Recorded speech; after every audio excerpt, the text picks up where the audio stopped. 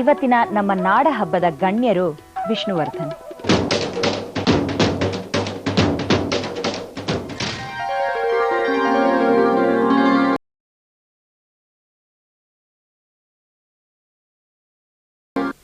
ನಿಮ್ಮೆಲ್ಲರಿಗೂ ವಿಜಯದಶಮಿ ಹಬ್ಬದ ಶುಭಾಶಯಗಳು.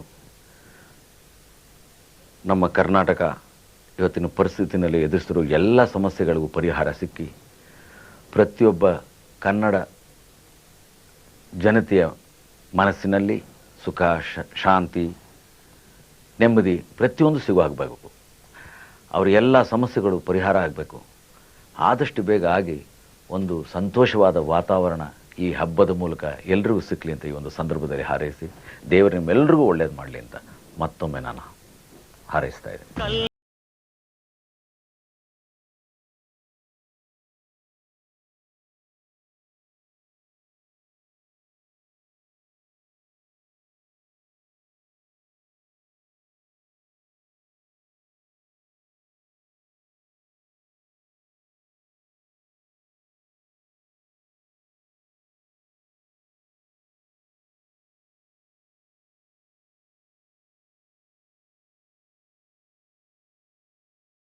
ನಮಸ್ಕಾರ. ನಾನು ತುಂಗಾ ರೇಣುಕಾ, ಪತ್ರಕರ್ತೆ, ಚಿತ್ರ ಮ್ಯಾಗಝಿನ್ ಸಹ ಸಂಪಾದಕಿ. ನನಗೆ ಬುದ್ಧಿ ಬಂದಾಗಿಂದ ನಾನು ವಿಷ್ಣುವರ್ಧನ್ ಅವ್ರ ಫ್ಯಾನು. ನಾವು ಚಿಕ್ಕವರಿದ್ದಾಗ ಸಿನಿಮಾ ನೋಡಬೇಕಾದ್ರೇ ಅವ್ರದ್ದು ನಮಗಿಷ್ಟು ಹುಚ್ಚು ಅಂದರೆ ಅಷ್ಟು ಹುಚ್ಚು. ನಾನು ಸಿನಿಮಾ ಪತ್ರಕರ್ತೆನೇ ಆಗಬೇಕು ಅಂತ ಕನಸ್ಕೊಂಡಿದ್ದು ಅದೇ ಕಾರಣಕ್ಕೆ ಅಂತ ಹೇಳಿದ್ರೆ ಖಂಡಿತ ಅದು ಉತ್ಪ್ರೇಕ್ಷೆ ಏನಲ್ಲ.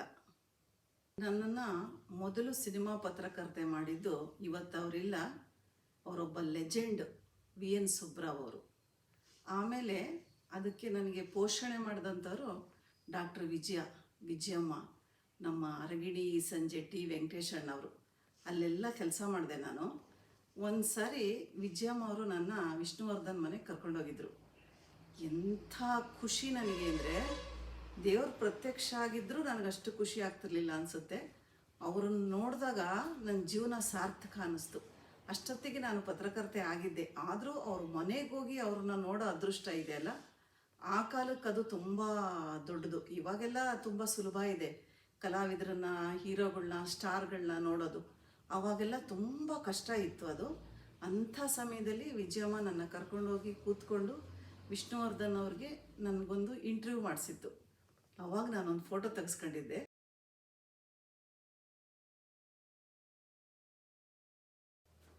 ಆಮೇಲೆ ಸಿನಿಮಾ ಪತ್ರಕರ್ತೆಯಾಗಿ ತುಂಬ ಕಡೆ ನಾನು ಕೆಲಸ ಮಾಡಿದೆ. ಸಂಯುಕ್ತ ಕರ್ನಾಟಕದಲ್ಲೂ ಕೆಲಸ ಮಾಡಿದೆ. ಆವಾಗ ಪ್ರತಿ ಸಲ ಭೇಟಿ ಆದಂಗೆ ವಿಷ್ಣುವರ್ಧನ್ ಅವ್ರಿಗೆ ನಾನು ತುಂಬ ಹತ್ತಿರ ಆದೆ. ಅವ್ರಿಗೆ ಗೊತ್ತಿತ್ತು ನಾನು ಬರೀ ಪತ್ರಕರ್ತೆ ಅಲ್ಲ, ಅವ್ರ ಅಭಿಮಾನಿ ಅನ್ನೋದು ಗೊತ್ತಿತ್ತು. 100 ಜನ ಇದ್ದರು. ಏನು ಮರಿ ತುಂಗಾ ಅಂತ ಕೂಗೋರು. ಅಯ್ಯೋ, ನನಗೆ ಯಾರೋ ಒಂದು ವಜ್ರದ ಕಿರೀಟ ಇಟ್ಟಷ್ಟು ನನ್ನ ಬಗ್ಗೆ ನನಗೆ ಹೆಮ್ಮೆ. ನನ್ನ ಹೆಸರು ಕರೆದು ಮಾತಾಡಿಸ್ಬಿಟ್ರು ನನ್ನ ಅಂತ. ಬಟ್ ಎಷ್ಟು ಆತ್ಮೀಯವಾಗಿ ಮಾತಾಡ್ತಾ ಇದ್ರು ಅಂದರೆ, ಅವ್ರನ್ನೆಲ್ಲ ನಾವು ನೋಡಿದ್ವಾ, ಅವ್ರ ಜೊತೆ ನಾವೆಲ್ಲ ಸಮಯ ಕಳೆದ್ವಾ ಅಂತ ಇವಾಗ ನೆನೆಸ್ಕೊಂಡ್ರೆ ತುಂಬ ಸಂಕಟ ಆಗುತ್ತೆ. ನನ್ನ ಬಗ್ಗೆ ನನಗೆ ಹೆಮ್ಮೆ ಆಗುತ್ತೆ. ನಾನು ಇಷ್ಟೊಂದು ಪತ್ರಿಕೆಗಳಲ್ಲಿ ಕೆಲಸ ಮಾಡುವಾಗ ನಾನು ತುಂಬ ಸರಿ ಭೇಟಿ ಮಾಡಿದೆ ಅಂತ ಹೇಳಿದೆ. ಆಮೇಲೆ ನಾನು ಚಾನಲಲ್ಲಿ ಫ್ರೀಲಾನ್ಸರಾಗಿ ಕೆಲಸ ಮಾಡಿದೆ. ಆವಾಗ ಎಲ್ಲರ ಎಪಿಸೋಡ್ಗಳು ಮಾಡ್ತಾಯಿದ್ದೆ. ಒಂದಿನ ನಾಡ ಹಬ್ಬ ಬಂತು. ಆವಾಗ ಕೇಳಿದ್ರು ನನ್ನ, ವಿಷ್ಣುವರ್ಧನ್ ಅವ್ರ ಎಪಿಸೋಡ್ ಮಾಡಿಕೊಡೋಕ್ಕಾಗತ್ತಾ ಅಂತ. ಯಾವತ್ತೂ ಅವರು ಟಿ ವಿಗೆ ಬಂದಿರಲಿಲ್ಲ. ಆವಾಗ ಇದ್ದಿದ್ದೇ 2 ಚಾನಲ್ಲು. ಹಾಗಾಗಿ ನಾನು ನಾನು ಕಾಂಟ್ಯಾಕ್ಟ್ ಮಾಡೋದು, ಈ ಥರ ಮೊಬೈಲ್ ಇಲ್ಲ, ಆಮೇಲೆ ಫೋನಲ್ಲಿ ಮಾತಾಡೋದೆಲ್ಲ ಅಷ್ಟು ಸುಲಭ ಇರಲಿಲ್ಲ. ಹೋಗಿ ಭೇಟಿ ಮಾಡಬೇಕಾಗಿತ್ತು. ಆವಾಗ ನನಗೆ ದಾರಿ ತೋರಿಸಿದ್ದು ನನ್ನ ಗೆಳತಿ, ನನ್ನ ಹಿತೈಷಿ ರೋಹಿಣಿ ಅಯ್ಯಂಗಾರ್. ಅವರು ಎಲ್ಲ ಲ್ಯಾಂಗ್ವೇಜ್ ಸಿನಿಮಾದವ್ರಿಗೂ ತುಂಬ ಹತ್ತಿರ. ಅವ್ರಿಗೆ ಹೇಳಿದಾಗ ಅವ್ರೇನು ಮಾಡಿದ್ರು, ಜಯನಗರದಲ್ಲಿ ವಿಜಯ್ ಕುಮಾರ್ ಅವ್ರ ಆಫೀಸಲ್ಲಿ ಅಲ್ಲೇ ಇರ್ತಾರೆ ವಿಷ್ಣುಜಿಯವರು, ಬನ್ನಿ ಅಂದ್ಬಿಟ್ಟು ನನ್ನ ಕರ್ಕೊಂಡೋಗಿ ಅವ್ರ ಆಫೀಸ್ ಹತ್ರ ಬಿಟ್ಟರು. ಅವತ್ತು ವಿಷ್ಣುವರ್ಧನ್ ಅವರು ಇರಲಿಲ್ಲ. ವಿಜಯ್ ಕುಮಾರ್ ಅವರು ಮಾತಾಡಿಸಿ ತುಂಬ ಚೆನ್ನಾಗಿ ನಮಗೆಲ್ಲ ತಿಂಡಿ ತರಿಸ್ಕೊಟ್ಟು, ಆಯಿತು ನೀವು ಬನ್ನಿ, ನಾಳೆ ಬನ್ನಿ, ನಾನು ಭೇಟಿ ಮಾಡಿಸ್ತೀನಿ ಅಂತ ಹೇಳಿ ಕಳಿಸಿದರು. ನನಗೆ ರಾತ್ರಿ ಎಲ್ಲ ನಿದ್ದೆ ಬಂದಿದ್ರೆ ಕೇಳಿ, ಬೆಳಿಗ್ಗೆ ಯಾವಾಗ ಹೋಗ್ತೀನೋ, ಹೆಂಗೋ, ಏನು ಮಾತಾಡ್ತಾರೋ, ಎಪಿಸೋಡ್ ಮಾಡಲಿಲ್ಲ ಅಂದರೆ ಚಾನಲಲ್ಲಿ ನನಗೊಂಥರ ಮರ್ಯಾದೆ ಹೋಗುತ್ತೆ. ಯಾಕೆಂದರೆ ಎಷ್ಟು ಜನದ್ದೆಲ್ಲ ಮಾಡಿಬಿಟ್ಟಿದ್ದೀನಿ ಅಂತ ಎಲ್ಲ ಇಡೀ ರಾತ್ರಿ ನಿದ್ದೆಗೆಟ್ಟಿದ್ದೆ. ಬೆಳಗ್ಗೆ ನಾನು ಹೋದೆ, ಮತ್ತೆ ನನ್ನ ರೋಹಿಣಿನೇ ಕರ್ಕೊಂಡೋಗಿದ್ದು ಕಾರ್ ತಂದು. ಅವಾಗ ಸಿಕ್ಕಿದ್ರು ವಿಷ್ಣುಜಿ. ಹೋಗಿದ ತಕ್ಷಣ ದೀರ್ಘದಂಡ ನಮಸ್ಕಾರ ಅವರಿಗೆ. ಆಮೇಲೆ ಚೆನ್ನಾಗಿ ಪರಿಚಯ ಇತ್ತಲ್ಲ, ಏನು ಮರಿ ಸಮಾಚಾರ ಅಂದರು. ಆವಾಗ ಕೂತ್ಕೊಂಡು ಎಲ್ಲ ವಿಷಯ ಹೇಳಿದೆ. ಅಣ್ಣ ಹಿಂಗೊಂದು ಎಪಿಸೋಡ್ ಮಾಡಬೇಕು. ನಾನು ಅವ್ರ ಎದುರುಗಡೆ ಅಣ್ಣ ಅಂತಿದ್ದೆ. ಅಣ್ಣ ನಾನೊಂದು ಎಪಿಸೋಡ್ ಮಾಡಬೇಕು, ನಾಡಹಬ್ಬ ಸ್ಪೆಷಲ್ಲು. ನೀವು ನನಗೆ ಸಹಾಯ ಮಾಡಿದ್ರೆ ನಂಗೆ ತುಂಬ ಒಂದೊಳ್ಳೆ ಹೆಸರು ಬರುತ್ತೆ, ನಂಗೆ ಖುಷಿಯಾಗುತ್ತೆ. ನಿಮ್ಮ ಅಭಿಮಾನಿಯಾಗಿ ನಾನು ಅಷ್ಟು ಮಾಡದೇ ಇದ್ರೆ ಹೆಂಗೆ ಅಂತ ಹೇಳಿದೆ. ಆಮೇಲೆ ಫಸ್ಟು ನಾನು ಟಿ ವಿಲಿ ಮಾತಾಡಬೇಕಾ ಅಂತ ಒಂದು ಸಣ್ಣದಾಗಿ ಒಂದು ಮಾತು ಹೇಳಿದ್ರು. ಆಮೇಲೆ ಅವ್ರಿಗೆ ಏನು ಅನ್ನಿಸ್ತೋ ಏನೋ, ಏನು ಮಾಡ್ತೀಯಾ, ಹೆಂಗೆ ಮಾಡ್ತೀಯಾ, ನೋಡಿದ್ದೀನಿ ನೀನು ಮಾಡೋ ಪ್ರೋಗ್ರಾಮ್ ಎಲ್ಲ ಅಂತ ಹೇಳಿಬಿಟ್ಟು ಓಕೆ ಅಂತ ಪರ್ಮಿಷನ್ ಕೊಟ್ಟರು. ಆಮೇಲೆ ಡೇಟ್ ಹೇಳಿದ್ರು, ಇಂಥ ದಿನ ಬನ್ನಿ, ಹಿಂಗೆ ಬನ್ನಿ ಅಂತ. ಆವಾಗ ಹೇಳಿದೆ, ಭಾರತಿ ಮೇಡಮ್ ಮಾತಾಡಬೇಕು, ಅನಿರುದ್ಧ ಅವ್ರ ಫ್ಯಾಮಿಲಿ, ಚಂದನ ಅವ್ರ ಫ್ಯಾಮಿಲಿ ಎಲ್ಲರೂ ಇರಬೇಕು, ರಾಧಾಕೃಷ್ಣ, ಶ್ರೀಧರ್ ಎಲ್ಲ ಇರಬೇಕು ಅಂತ ಹೇಳಿದೆ. ವಿಜಯ್ ಕುಮಾರ್ ನನಗೆ ಧೈರ್ಯ ಕೊಟ್ಟರು. ಅಕ್ಕ ಅನ್ನೋರು ನನಗೆ, ಅಕ್ಕ ನಾನೆಲ್ಲ ಹೇಳ್ತೀನಿ, ನೀವು ಹೋಗಿ, ಅಣ್ಣ ಎಸ್ ಅಂದಿದ್ದಾರಲ್ಲ, ನಿಮ್ಮ ಅದೃಷ್ಟ ಹೋಗಿ ಅಂತಂದರು. ಬಂದು ETV ಆಫೀಸಲ್ಲಿ ಹೇಳಿ ಏನು ನಾನು ನೆಲದಲ್ಲಿ ನಡೀತಾ ಇಲ್ಲ ಅವತ್ತು. ಓಯ್ ನಾನು ಎಪಿಸೋಡ್ ಮಾಡ್ತೀನಿ ಒಪ್ಕೊಂಬಿಟ್ಟಿದ್ದಾರೆ. ಫಸ್ಟ್ ಟೈಮ್ ಅವರು ಅವಾಗ ಟಿ ವಿಲಿ ಬಂದಿದ್ದು. ಈಗ ಪ್ರೆಸ್ ಮೀಟು ಆ ಥರದಲ್ಲೆಲ್ಲ ಬರೋದು ಬೇರೆ, ಆದರೆ ಒಂದು ಇಂಡಿವಿಜುವಲ್ ಒಂದು ಇಂಟರ್ವ್ಯೂ ಕೊಡೋದು ಅಂದರೆ ಆ ಕಾಲದಲ್ಲಿ ತುಂಬ ಕಷ್ಟ ಇತ್ತು. ಆಮೇಲೆ ಸರಿ ನಾನು ರೆಡಿಯಾಗಿ ಅವತ್ತಿನ ದಿನ ಎಲ್ಲ ಗೋಪಿ ಅಂತ ಕ್ಯಾಮ್ರಾಮನ್ನು ಅವರೆಲ್ಲ ಅವಾಗ ಯಂಗ್ಸ್ಟರ್ಸು, ಇವಾಗ ಅವರು TV 9ನಲ್ಲಿದ್ದಾರೆ, ಅವರನ್ನೆಲ್ಲ ಕರ್ಕೊಂಡು ನಾನು ವಿಜಯ್ ಕುಮಾರ್ ಅವ್ರ ಆಫೀಸಿಗೆ ಹೋದೆ. ನಾವು ಹೋಗಿ ಕೂತ್ಕೊಂಡು 10 ನಿಮಿಷಕ್ಕೆ ಅಣ್ಣ ಬಂದರು.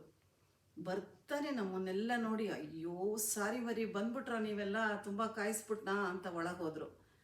ನಮ್ಗೆ ಹಂಗೆ ಕೇಳಿದ್ರಲ್ಲ ಅಂತ ನಮಗೆಷ್ಟು ಮುಜುಗರ, ನಮಗೆಷ್ಟು ಇದು ಅಂದರೆ, ಆ ಹುಡುಗರಂತೂ ಎಲ್ಲ ಥ್ರಿಲ್ ಆಗಿಬಿಟ್ಟಿದ್ರು. ಮೇಡಮ್ ನಿಮ್ಮ ಜೊತೆ ಬಂದರೆ ಎಲ್ಲರನ್ನೂ ನೋಡ್ಬೋದು ಅಂತ, ಏನೋ ಖುಷಿ ಅವ್ರಿಗೆಲ್ಲ. ಆವಾಗ ಬೆಳಿಗ್ಗೆ 10:30 ಟೈಮ್ ಆಗಿತ್ತು. ನಾವೆಲ್ಲ ಟಿಫನ್ ಮಾಡ್ಕೊಂಡು ಹೋಗಿದ್ವಿ. ಆದರೂ ನಮಗೆಲ್ಲ ತಿಂಡಿ ತರಿಸಿದ್ರು.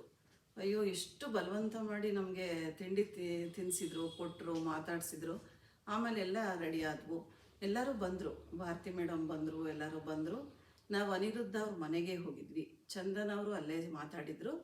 ಅದೆಲ್ಲ ಫಸ್ಟೇ ನಾನು ಶೂಟ್ ಮಾಡಿ ಇಟ್ಕೊಂಡಿದ್ದೆ. ಆಮೇಲೆ ಆಫೀಸಲ್ಲಿ ನಾವು ಶೂಟಿಂಗ್ ಮಾಡಿದ್ವು.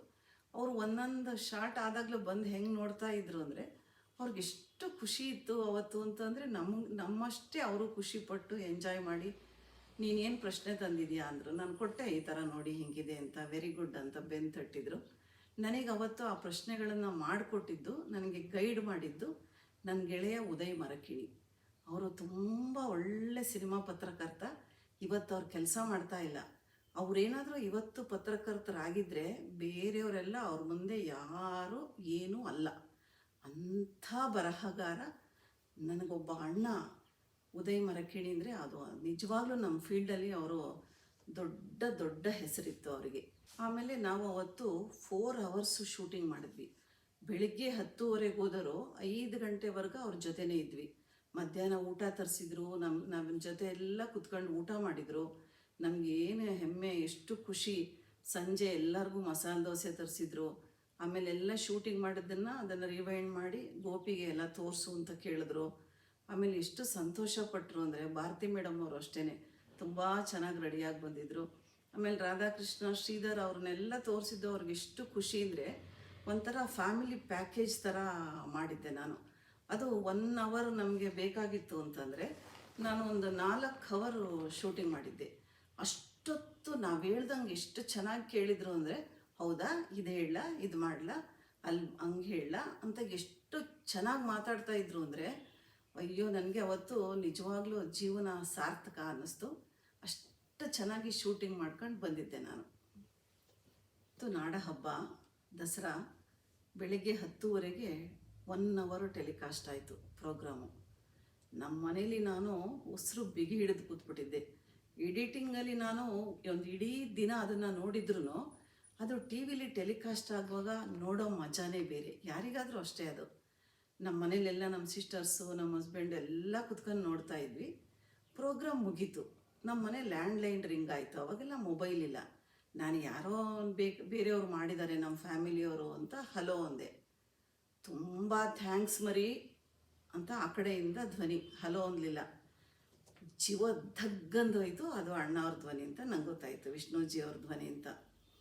ತುಂಬ ಚೆನ್ನಾಗಿ ಮಾಡಿಕೊಟ್ಟೆ ರಾಜ, ತುಂಬ ಚೆನ್ನಾಗಿ ಮಾಡಿದೆ ಮರಿ, ಸಂತೋಷ ಆಯಿತು ನನಗೆ. ವಿಜಿ ಕೂರಿಸಿ ತೋರಿಸ್ತಾ ನನಗೆ ಅಂತ ಎಷ್ಟು ಸಂತೋಷಪಟ್ಟರು ಅಂದರೆ, ನೀನು ಏನೋ ಮಾಡಿದ್ದೀಯಾ, ಏನೋ ತೋರಿಸ್ತೀಯಾ ಅಂದ್ಕೊಂಡಿದ್ದೆ, ಈ ವಿಷ್ಣುವರ್ಧನನ್ನು ಇವತ್ತು ಇಡೀ ಕರ್ನಾಟಕಕ್ಕೆ ತೋರಿಸ್ಬಿಟ್ಟೆ ಅಂತ ಎಷ್ಟು ಖುಷಿಪಟ್ಟು ನನಗೆ ಥ್ಯಾಂಕ್ಸ್ ಹೇಳಿ ವೆರಿ ಗುಡ್ ಅಂದರು. ಅಂದರೆ ಅಯ್ಯೋ, ನನಗೊಂದು ಆಸ್ಕರ್ ಅವಾರ್ಡ್ ಕೊಟ್ಟರು ನಂಗೆ ಅಷ್ಟು ಖುಷಿ ಆಗಲ್ವೇನೋ, ಅಷ್ಟು ನನಗೆ ಖುಷಿ ಆಯಿತು. ಅಂದರೆ ಅವ್ರ ಹತ್ರ ಒಂದು ಹೊಗಳಿಕೆ ಕೇಳಿದ್ನಲ್ಲ, ಅವ್ರು ಪ್ರೋಗ್ರಾಮ್ ಮಾಡಿಕೊಟ್ಟಿದ್ದೇ ನನ್ನ ಅದೃಷ್ಟ.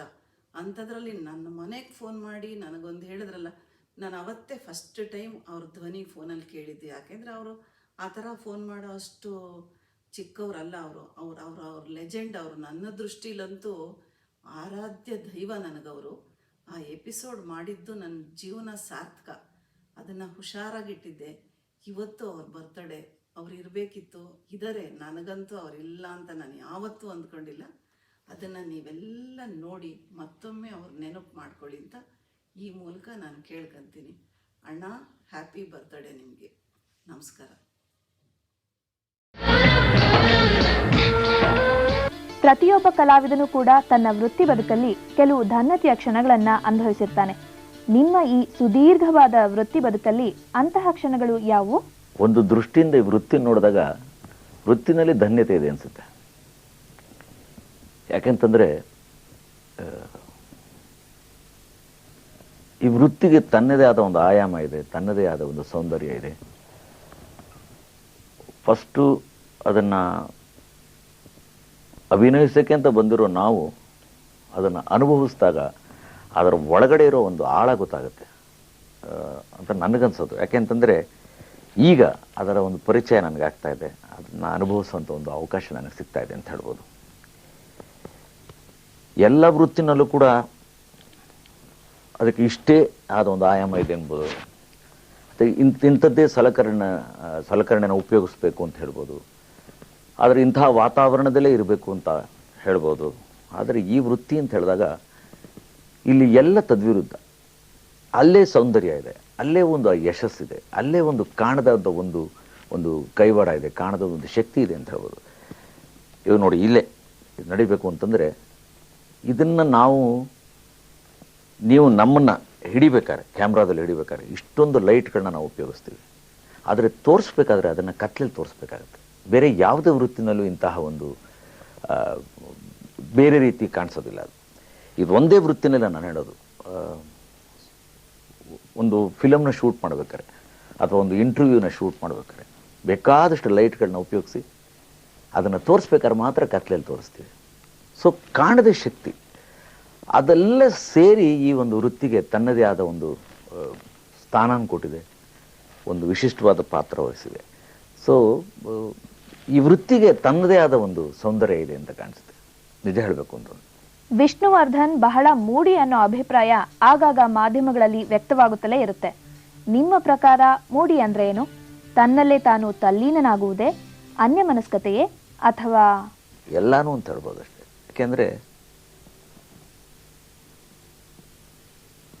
ಒಂದು ಭಯ, ಒಂದು ಪಾತ್ರನ ಯಾರೋ ಒಬ್ರು ಸೃಷ್ಟಿ ಮಾಡಿ ಆ ಪಾತ್ರಕ್ಕೆ ಎಲ್ಲ ರೀತಿಯಿಂದನೂ ಅದಕ್ಕೆ ಸಹಕಾರನ ಕೊಡಬೇಕು ಅಂಥೇಳಿ ಈ ಒಂದು ಮುಖವಾಡನ ಕ್ಯಾಮ್ರಾ ಮುಂದೆ ನಿಲ್ಲಿಸಿದಾಗ ಒಂದು ಭಯ ಇದೆ. ಅದೇ ಥರ ಒಂದು ಮಾಡಬೇಕು ಅನ್ನೋ ಒಂದು ಆಸಕ್ತಿ, ಇದೆಲ್ಲ ಸ್ಫೂರ್ತಿಯಿಂದ ಆಗಬೇಕು ಅಂತ ಬಂದಾಗ ಎಲ್ಲಿ ನಾವು ತಪ್ಪು ಮಾಡಿಬಿಡ್ತೀವೋ, ಎಲ್ಲಿ ನಮ್ಮಿಂದ ಏನಾದ್ರು ತಪ್ಪಾಗ್ಬಿಡುತ್ತೋ ಅನ್ನೋದು ಬಂದಾಗ ನಮ್ಮದೇ ಆದ ಒಂದು ಲೋಕ, ನಮ್ಮದೇ ಆದ ಒಂದು ಪ್ರಪಂಚ ಸೃಷ್ಟಿಯಾಗುತ್ತೆ. ಆ ಪ್ರಪಂಚದಲ್ಲಿ ನಾವಿದ್ದಾಗ ನಮ್ಮದೇ ಆದ ಯೋಚನೆಗಳಲ್ಲೋ ಅಥವಾ ನಾವು ಇದನ್ನು ಮಾಡಬೇಕು ಅನ್ನೋ ನಾವು ಒಂದು ಯಾವುದೋ ಒಂದು ಯೋಜನೆಗಳನ್ನ ಇಟ್ಕೊಂಡಾಗ ಕೆಲವು ಸಲ ಅದು ಹೊರಗಡೆ ಜನಗಳಿಗೆ ಅದು ಮೂಡಿ ಅಂತ ಅನ್ನಿಸ್ಬೋದು. ಅಂಡ್ ಸಿನಿಮಾ ಈ ವೃತ್ತಿನಲ್ಲಿ ನಾನು ನಡ್ಕೊಂಬಂದಿರೋ ದಾರಿನಲ್ಲಿ ಬೇಕಾದಷ್ಟು ಸಲ ಹೊರಗಡೆ ಜನಗಳಿಗೆ ಆ ಥರ ಕಾಣಿಸುತ್ತೆ. ಆದರೆ ನಾನೇನು ಹೇಳ್ತೀನಿ ಅಂತಂದರೆ, ನಾನೊಂಥರ ಕನ್ನಡಿ ಇದ್ದಾಗೆ ಅಂತ. ನೀವು ನನ್ನ ಯಾವ ರೀತಿ ನೋಡ್ತೀರೋ ನಾನು ಆ ರೀತಿ ಕಾಣಿಸ್ತೀನಿ ಅಂತ. ಅದು ಕೆಲವ್ರು ನಾನು ಮೂಡಿ ಅನ್ನಿಸ್ಬೋದು, ಅಥವಾ ಕೆಲವ್ರ ಜೊತೆ ನನ್ನ ಸಾಮೀಪ್ಯ ಆಗಲಿ ಅಥವಾ ನನ್ನ ಸಾನ್ನಿಧ್ಯ ಆಗಲಿ ಕೆಲವ್ರಿಗೆ ಅದು ಕೆಲವ್ರಿಗೆ ಮಾತ್ರ ಸೀಮಿತವಾಗಿರ್ಬೋದು. ಸ್ವಲ್ಪ ಈ ಕಾನ್ಷಿಯಸ್ ಅನ್ನೋ ಲೆಕ್ಕಾಚಾರದಲ್ಲಿ ನಾವು ವರ್ಕ್ ಮಾಡ್ಬೇಕಾದ್ರೆ ಬೇರೆ ಬೇರೆ ಜನಗಳಿಗೆ ನಾವು ಬೇರೆ ಬೇರೆ ಥರ ಕಾಣಿಸ್ಕೋತೀವಿ.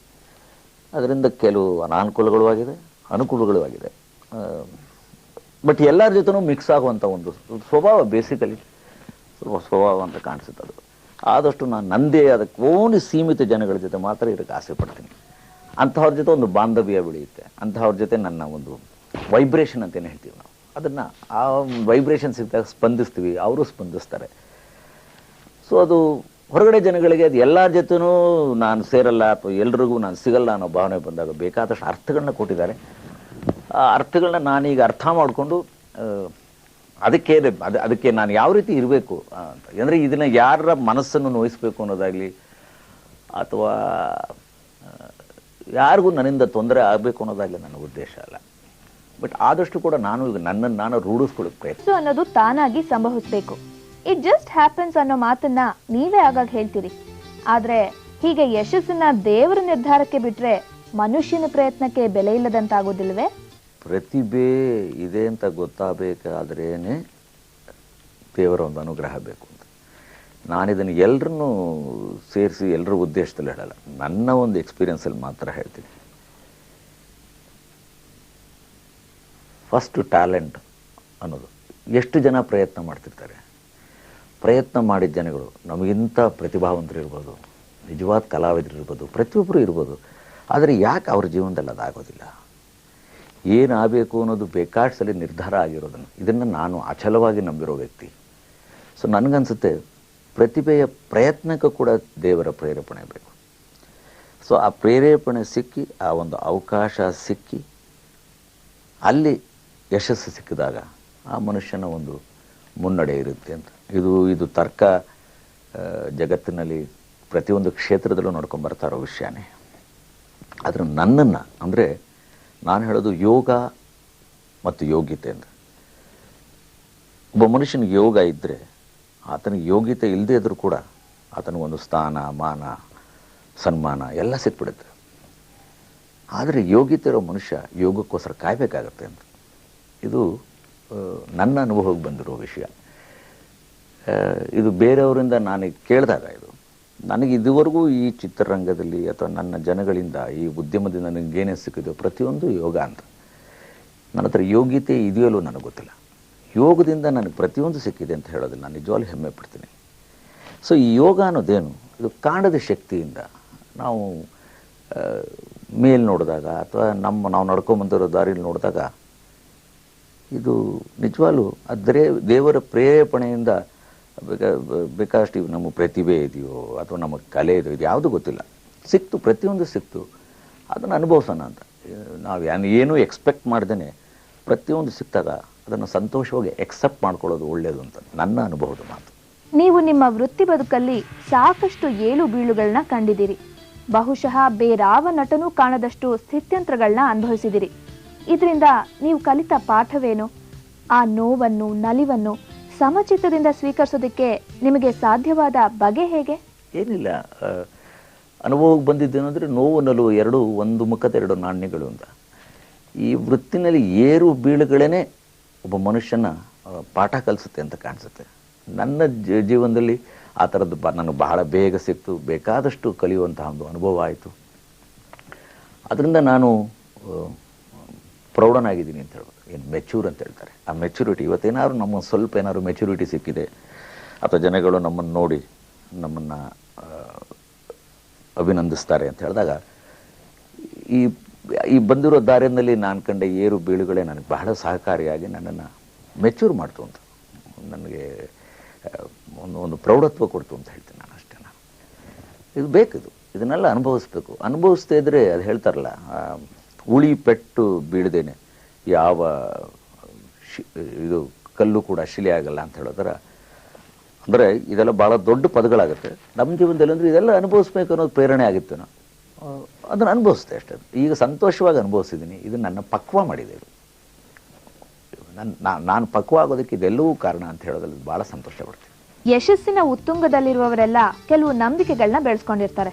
ಅದು ನೋಡೋರ್ ಕಣ್ಣಿಗೆ ವಿಚಿತ್ರವಾಗಿಯೂ ಕಾಣಿಸಬಹುದು ಅಥವಾ ವಿಶಿಷ್ಟವಾಗಿಯೂ ಕಾಣಿಸಬಹುದು. ಆ ರೀತಿಯಾಗಿ ನಿಮ್ಮನ್ನು ಆವರಿಸಿರುವ ನಂಬಿಕೆಗಳು ಯಾವುವು? ನನಗೆ ಕಾಣದ ಶಕ್ತಿ ಮೇಲಿರುವ ಒಂದು ನಂಬಿಕೆ ಅಂತ, ದೇವರ ಮೇಲಿರುವ ಅಚಲವಾದ ನಂಬಿಕೆ. ನನ್ನ ಜೀವನದಲ್ಲಿ ಏನೇ ಆಗಿದ್ರು ಎಲ್ಲ ಒಳ್ಳೆಯದಕ್ಕೆ ಅಂತ ನಾನು ತಿಳ್ಕೊಂಡಿದ್ದೀನಿ.